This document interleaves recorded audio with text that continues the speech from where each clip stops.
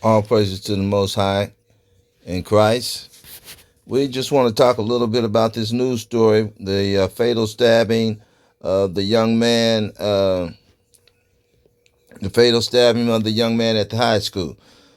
Uh, there's a lot to be said. I won't say much. There's a lot of news stories out. I would recommend you watch the Black News Watch, the Black News Watch with. Uh, well, I'll pull him up in a minute. Why he's got a pretty full report, but I want to say what I want to say. I want to look a little bit at the story and look. I want to show you the difference uh, in how they report a story.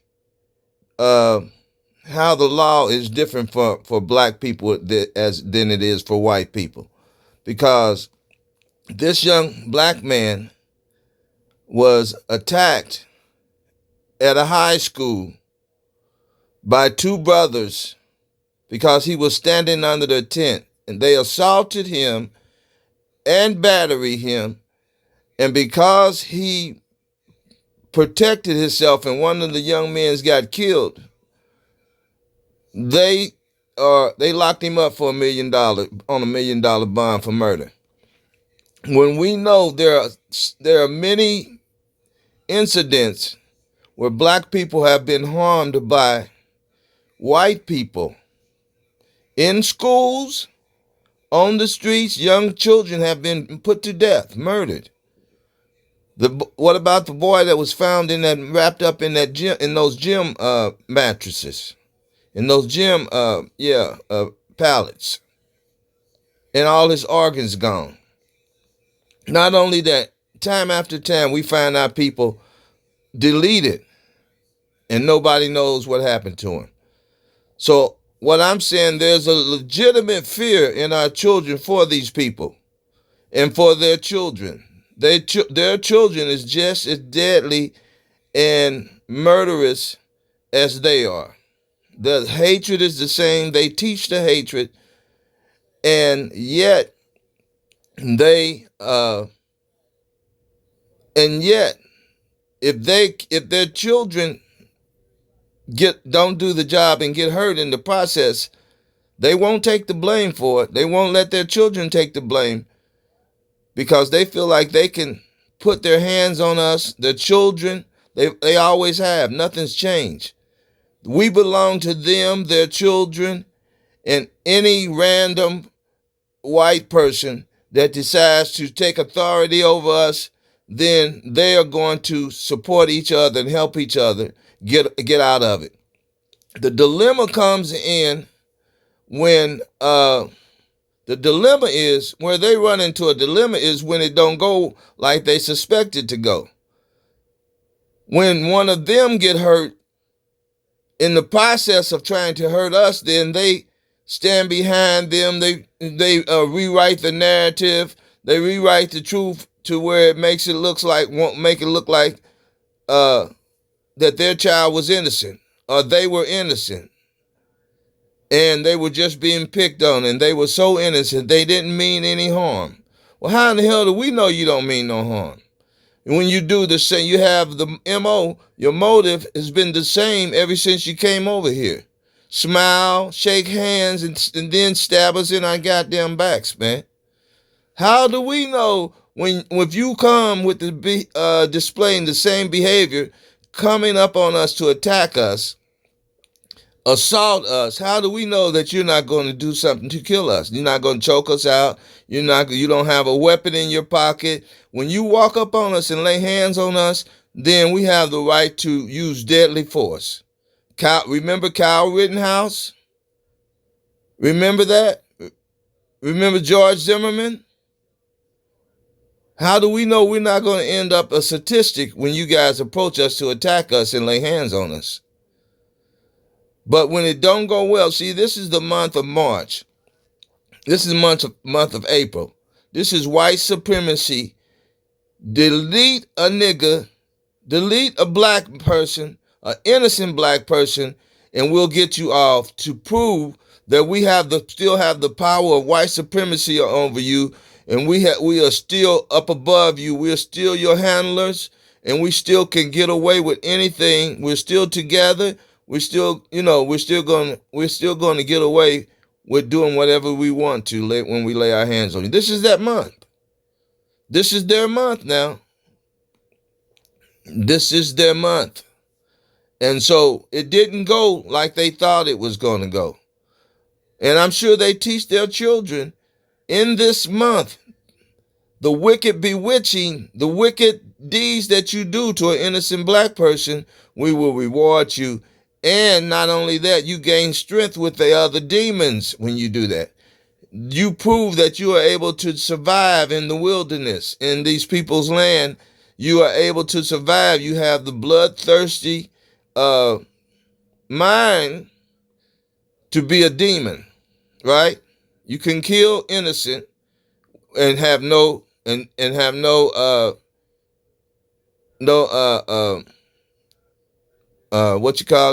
no conscience about it.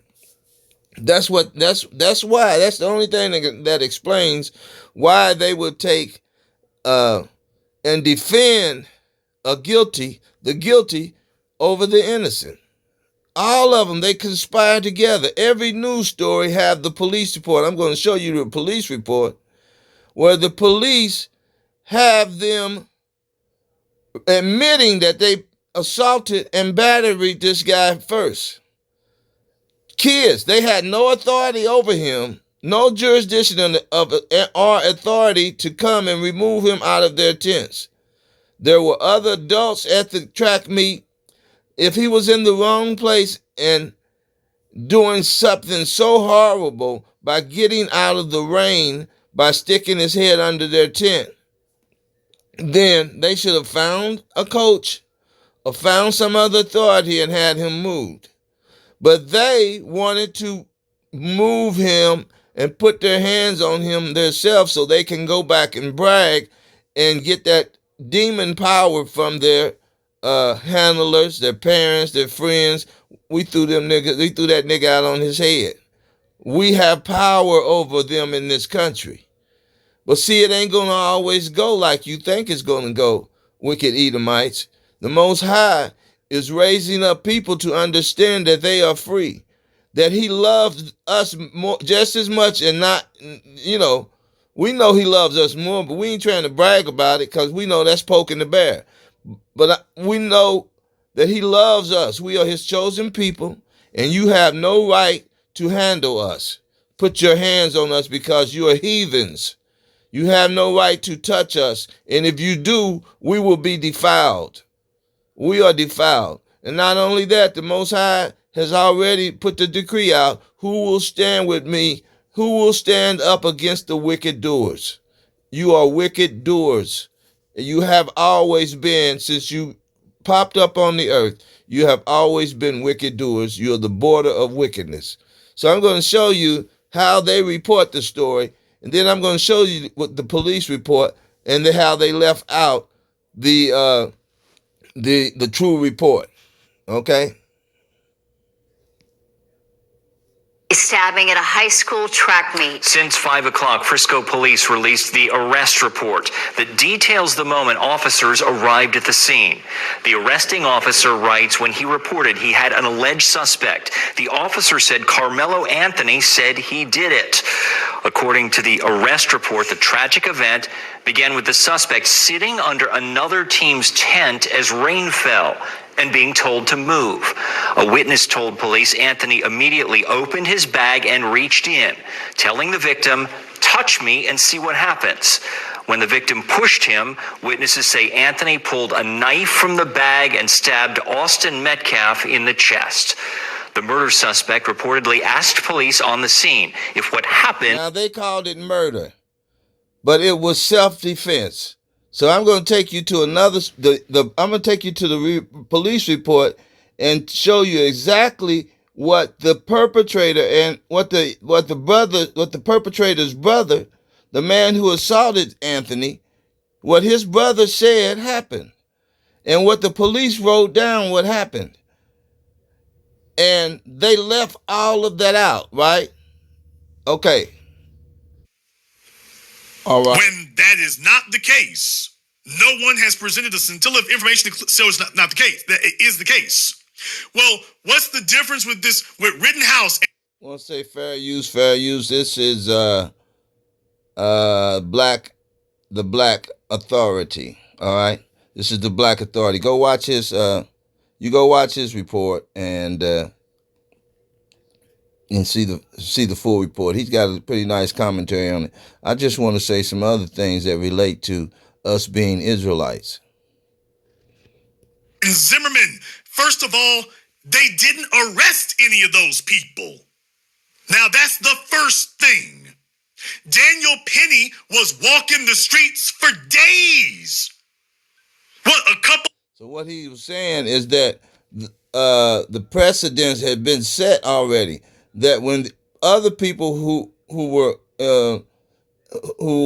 the white people who similarly was in the same situation, that was in similar situations, pretty much the same precedents, when they were attacked and laid hands on by people, it was all right for them to defend themselves, and the people that they defended themselves against were unarmed, and they were armed, and they murdered, they killed the people who was attacking them, especially Kyle Rittenhouse. I think he was his defense was that a mob, it's all right to use deadly force when a mob is attacking you, more than one person. I call a mob, and you can consider that a mob too. And so what happened here? They arrested him, even though the perpetrators, the brother of the man that was killed, and witnesses said that they assaulted and battered this man before he even attacked, before he even defended himself. Weeks before he was arrested. And the police said us when a black person is killed by a white assailant. That's the difference. There's no need for a public outcry because the accused has already been arrested. That's the reason Meghan the Bigot Kelly, the reason that there's no outcry is because they've already arrested him. He's being held on $1 million. He's being held on $1 million bond, and it is an outcry. But what they're doing, they're forming a murder narrative, a cold-blooded murder narrative, when actually they assaulted and laid hands on him. They walked up on him. When you don't have to wait until a person put their hands on you when they walk in your space, hostilely walk in your space where you at, and you have to move, or you scared for your life and you got to move out the way or get away from them. You don't have to wait till they put their hands on you for you to defend yourself. You don't have to wait till they commit the full battery on you for you to defend yourself. That's the law. Let's see if they're gonna, but they're framing it like the man just said something to him, and he pulled his knife out of his bag and just stabbed the boy in the chest. That's what the news media just said, right? Let's listen. Dollars bond. $1 million. When there's a I want to say fair use for those news clips I used, and for this brother here, I don't know how he feels about it, but fair use, 1976 Fair Use Act. Credible case of self-defense argument, and they're holding him for $1 million. Now, that's not the Kyle Rittenhouse, Daniel Penny, George Zimmerman, Derek Chauvin treatment. You had to argue and stomp and hit the streets and every damn thing else to get them arrested. Justin Metcalf's whiteness got Anthony Carmelo arrested with no regard for self-defense or the facts. None. Not a scintilla of it. That's not accidental when that kind of thing occurs. That's what we've been saying. What he's saying is the police took the police report, and they knew it was self-defense, and they still arrested this man. Let's show you they are all in it together. They arrested this young boy after the witnesses, the boy who did the crime, who assaulted him first, He got killed. After his brother, who was standing with him, gave the testimony that his brother laid hands on him first, they knew it was self-defense and they still arrested him. The police should be held accountable for this. I'll tell you what, but the Most High God is going to hold you people accountable for it. They're holding you people accountable for it. With some things we got to do so we don't get caught in this situation again. We don't want to get caught in these kind of situations. There's some things I'm going to tell you we need to do after we listen to this police report. The whole time. That's not accidental. When you see things like that happening over and over again, no, it should be just as easy to get them arrested. Hey, here. Now, it says here that, I want to start up here. It says, according to the witness reported that Anthony allegedly reached inside his bag and said, "Touch me and see what happens," according to the police report. According to a witness, Metcalf, this is Justin Metcalf, that he grabbed Anthony, this is Anthony, Metcalf grabbed Anthony to move him. I think we call that assault, right? Right, battery. That's battery. The assault happened when he walked up on him. See, that we got to get it right now, because they're not, Jason Black didn't tell you, but you look in the law, Black's Law book, assault is when someone walks up on you in your space so close to you where you fear that they are going to hit you or going to attack you. If you have to move out, break your step or move out of their way, then that's an assault, especially if it's intentional. And then the battery part, if they actually hit you or lay hands on you after threatening you with their approach and then lay hands on you, that's assault and battery. Okay?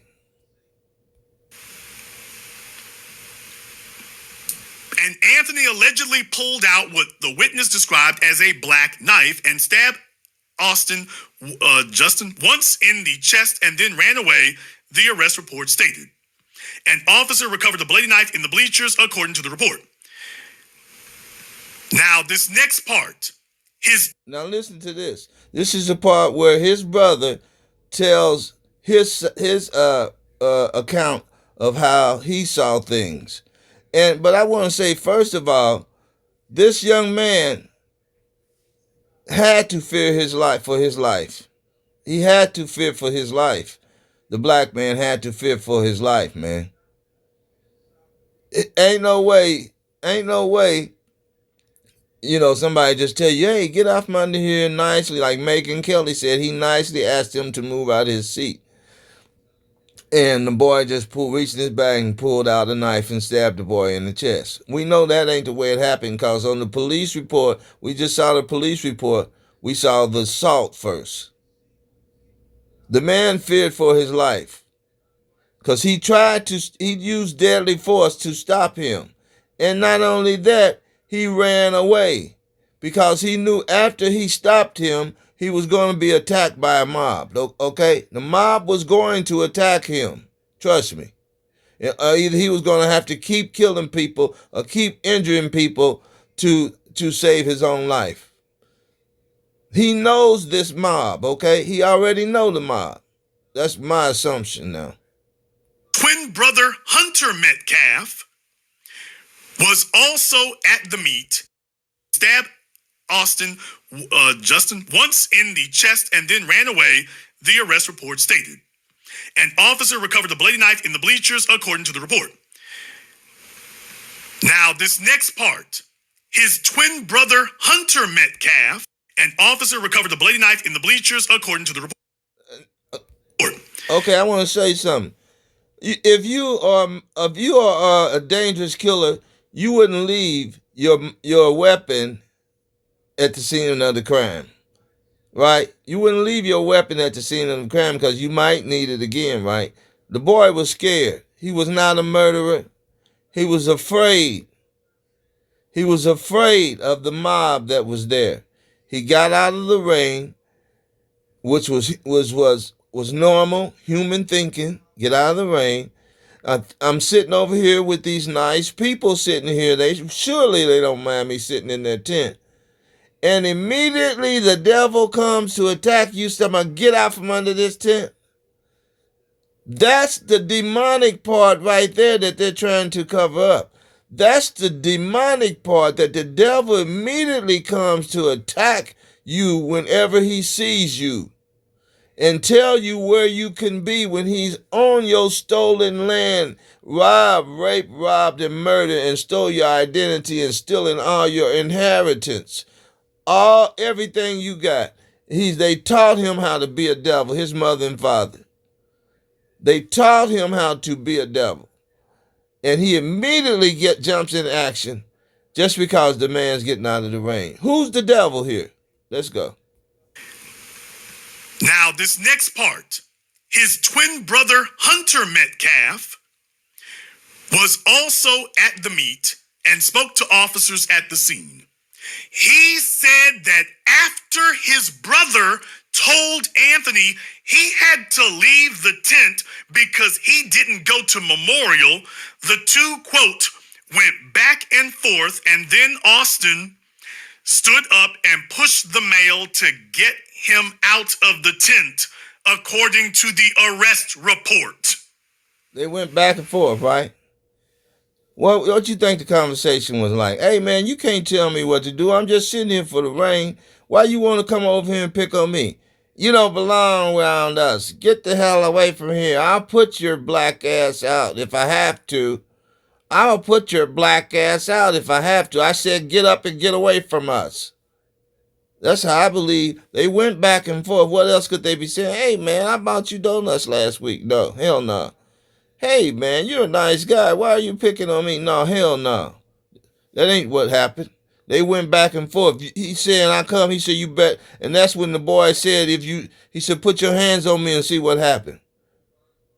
The boy said, okay. He walked toward him. He assaulted him. What you think he was going to do? Just sit there and let the boy choke him out? Quote, I tried to whip around as fast as I could, but the arrest report. Quote, I tried to whip around as fast as I could, but I didn't see the stab, Hunter Metcalf told Dallas ABC affiliate WFAA. Quote, it was really senseless. I don't know. That was some fast stuff, man. He moved, he attacked that boy pretty fast, man. His brother sitting right there with him, he turned his head for 1 second. He knew what his brother was going to do. They twins. He knew he attacked him real fast, man. What you think that boy wasn't? He didn't walk over there slow and stand there for a while and say, hey, man, please move, man. This is, why didn't he just go get, like I said before, why didn't he go get the authority if the young black man, Anthony, was doing something so very wrong? No, this was a personal action. This was personal evil that this Edomite purpose in his heart. This is something he wanted to do. He wanted to lay hands on this man, assault him, and harm him. The two, quote, went back and forth, and then Austin stood up and pushed the male to get him out of the tent, according to the arrest report. Quote, I tried to whip around as fast as I could, but I didn't see the stab, Hunter Metcalf told Dallas ABC affiliate WFAA. Quote, it was really senseless. I don't know why a person would do that to someone just over that little argument. What is he talking about? He don't know why a person would do that to someone. Why would a person go and jump on a person and push him in the rain just because he's trying to get out of the rain? They can't see their own evil, man. You laying hands on that man, him defending himself, I think everything happened the way God wanted it to happen. Because in the first place, God is letting the devil be revealed, right? He's revealing the devil to our children, to our people, to the world, to let you know who they are. That was not his tent. That was not Kyle's tent, Metcalf. That was not Metcalf's tent. It didn't belong to him. He had no reason to take authority over Anthony's boundaries. He had no reason. The Bible said we are not to invade another man's boundary and move his boundary. So him moving into Anthony's space forced Anthony to either move your boundary and get away from him, or stand your ground and let him know he's violating God's principle, he's violating man's principle, and he lost his life. He lost his life regardless of what happens to to Anthony.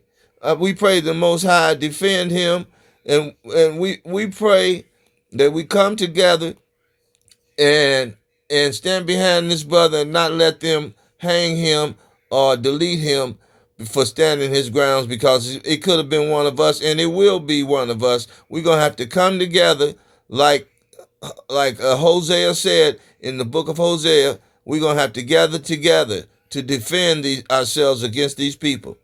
The 2/3 and the 1/3, we're going to have to gather together. All Israel is going to have to gather together. And then if it's somebody that ain't supposed to be with us, the 2/3 or whatever, then when World War III happens and when God get ready to separate the sheep from the goat, then that'll happen. But right now, to defend ourselves against these wicked demons, we're going to have to all get together and stop looking at people like that. We Israelites looking, that's a 2/3 there. I don't care what happened to them. You crazy? You gonna need your army, you stupid idiots. You stupid damn idiots. You gonna need every one of them 2/3 when these damn devils get to attacking us. And another thing I want to say, this is very important. You don't need that schooling.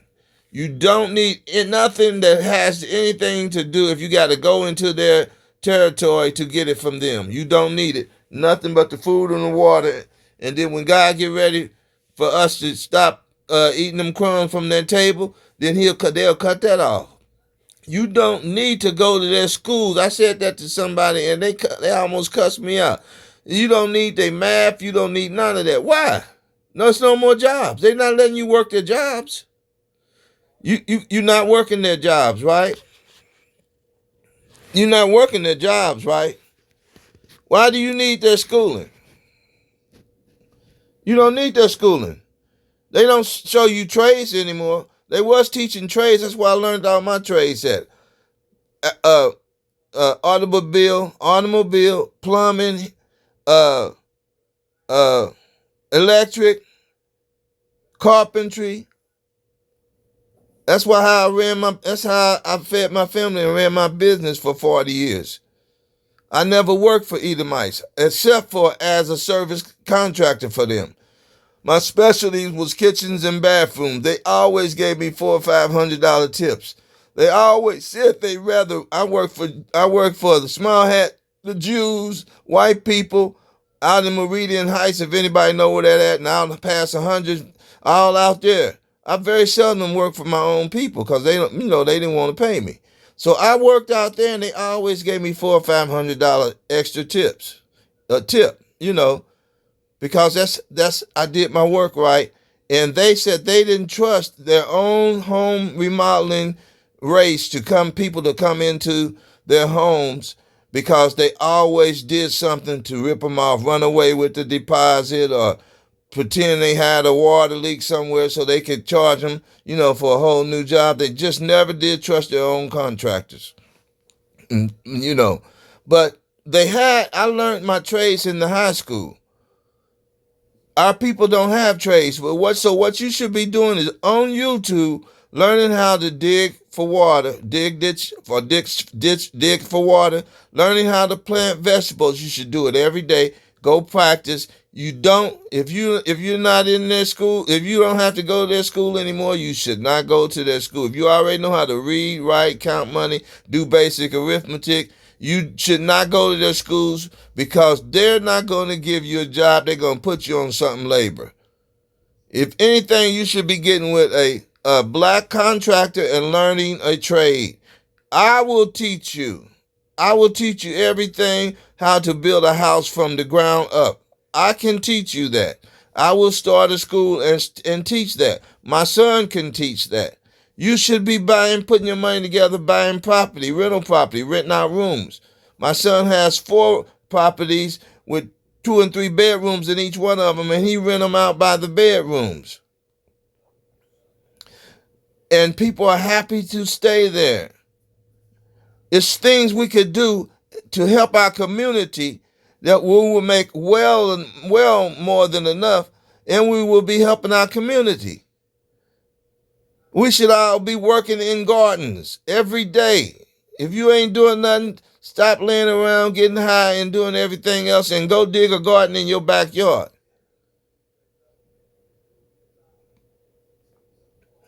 Learn trades. If you know somebody that know how to do some kind of trade, go do it. Go learn. Ask them to teach you. All right? But we should not be going where these people are. I don't care where it's at.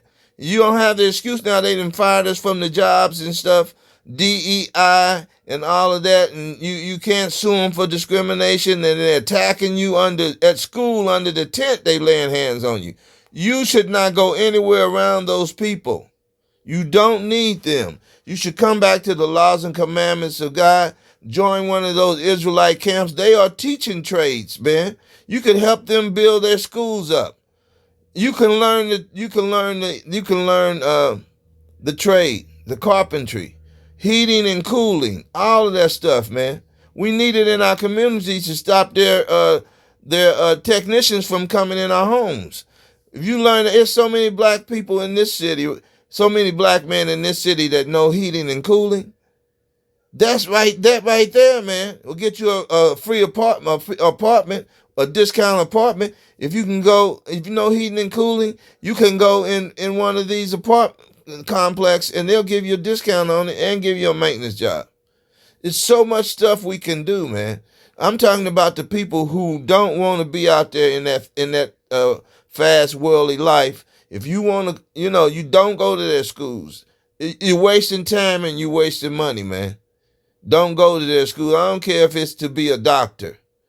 It's going to be a lot of tragic things happening to us whenever we're in their presence. As time go on, this week, next week, it's just going to keep getting worse and worse. The birth pains are getting worse and worse. They're going to attack us more and then change the narrative because we are not going to let them attack us and get away with it. So let's stay away from them so these things won't happen. All right? Let's finish the police report. Now, all praises to the Most High. You probably already read it, but. Excuse me, son. You just sat here and said that your brother, Austin, grabbed Anthony and pushed Anthony. He grabbed him, he threatened him, he pushed him. After he said, "Don't put your hands on me." That's right. So obviously he kept threatening to do it. That's not an argument. That's a threat. According to Kyle Rittenhouse and the white supremacists like Megyn Kelly, she was defending Kyle Rittenhouse for... That's a terrorist threat, okay? That was a terrorist threat. They should be deported whenever they threaten to do violence to the sovereign citizens of this land because they are here on a visa. Really, they're not on a visa. The founding fathers signed that Declaration of Independence. They are the only ones here on the visa. Now they're gone. But they brought you guys over here and now you're claiming all of our stuff. You're claiming jurisdiction over us. You're taking us in your courts when you don't have jurisdiction over us. So all praises to the Most High. Why you see why I push jurisdiction and gathering together and claiming our sovereignty? That would stop them if they knew that it was 70 million people saying the same thing, you do not have jurisdiction, we're going to get together by the millions and come and get our people out of your jails when you wrongfully take jurisdiction over them. They don't want civil war yet. They don't want it yet. No, they don't want it. It would be the end of their country. They won't be safe if we are 70 million, 80 million. We're probably more than that over them now. They're not telling you the numbers. 200 or 300 million. What about all the millions down in the Caribbean that say they are the same people as we are that came over on the slave ship? They don't know they took them from here and took them down there. We are the same people. The northern and the southern kingdom are here together. But what happens if we wake all the way up to that? It's got to happen. Hosea saw it. The Most High said he would do it. You look at 1 Kings, the 8th chapter. Solomon saw it. He even prayed and asked the Lord to take care of us when we wake up, because we were going to be in bad shape. And they were going to have, the dragon was going to have us worshiping the image of the beast, and he was going to have his laws as power and strength over us. And he was going to cut provisions off so we won't get the crumbs from under his table anymore and starve us and thirst us and police us to death. And Solomon even asked God, he said, you know they're your people. He said, so when they wake up and ask for forgiveness and turn from their wicked ways, give them the supplication that they need to survive among this devil. He prayed the prayer already. The Most High said he would do it. He said he would do it. All through the scriptures. All through Deuteronomy, the same scripture we read where we are under the curse, that the Israelites won't stop, that some of the camps won't stop and read and say and prove and say that, hey, you were under the curse, but Ezekiel 35:5 talks about how they held us too long.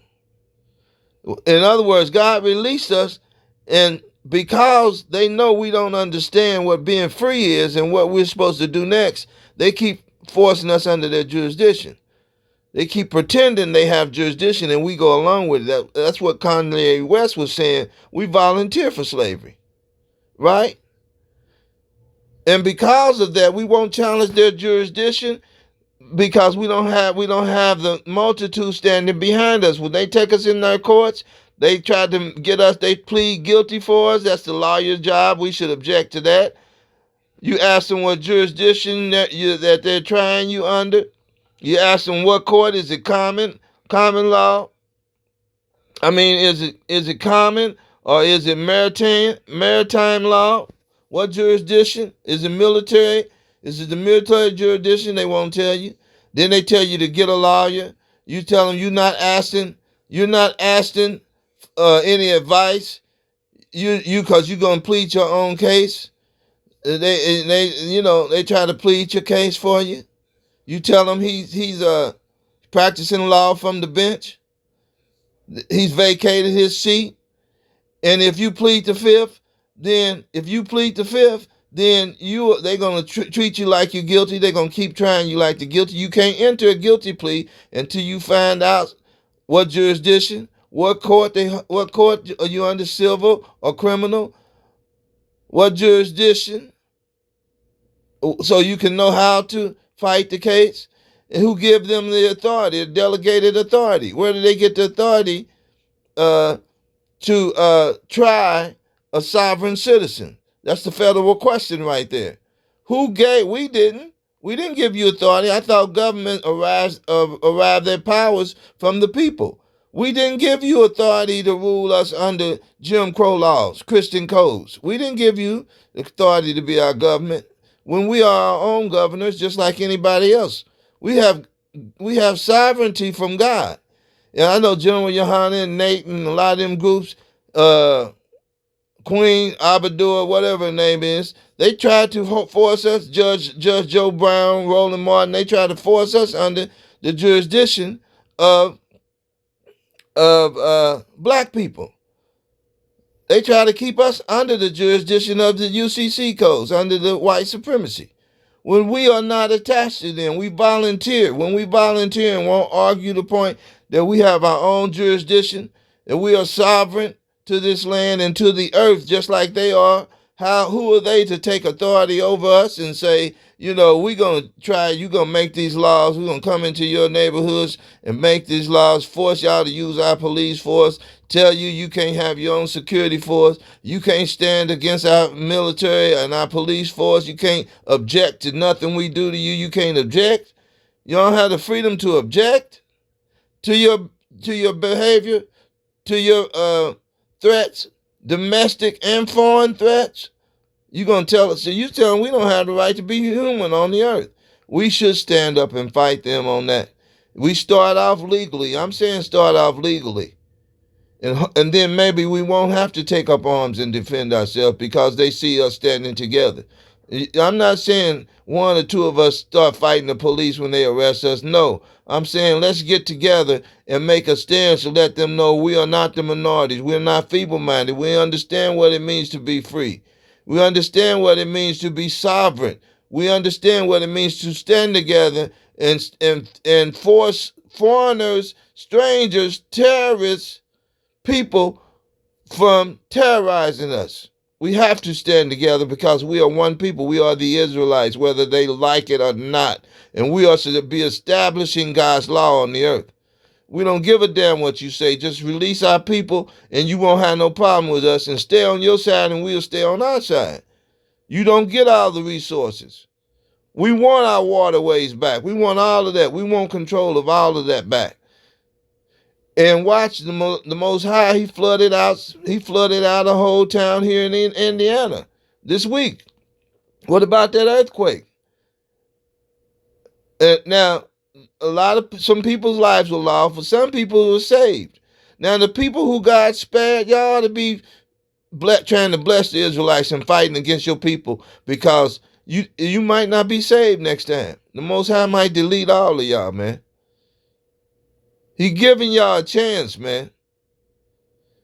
He's giving y'all a chance, man, to live right as humans on the earth, man. Y'all don't have much chance left, man. You're about to be annihilated off the earth. You already, as far as birth rate, you're already beyond the point of return. You're going extinct. The extinct rate is 2.5. Y'all at 1.5. Y'all going extinct. Joe Biden even said it. If that ain't a curse, plus the sun is beaming down on you, plus the drugs, the hurricanes, white on white crime and murder, wars and rumors of wars, and y'all still want to fight against God's people? Y'all still want to torture us? Y'all still want to oppress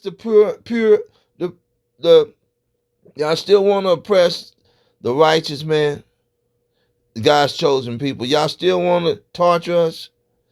Y'all still that mad at God? Because we ain't did nothing to you. All we try to do is uphold God's laws. And y'all sit in y'all beds at night and try to figure out a way to harm us. Well, that's on y'all now. So if it be any good white people, save your own lives, man. We ain't asking you to save our life. God got us. Save your own lives by policing these wicked demons, white supremacists, and police them and put them in their place. All praises to the Most High.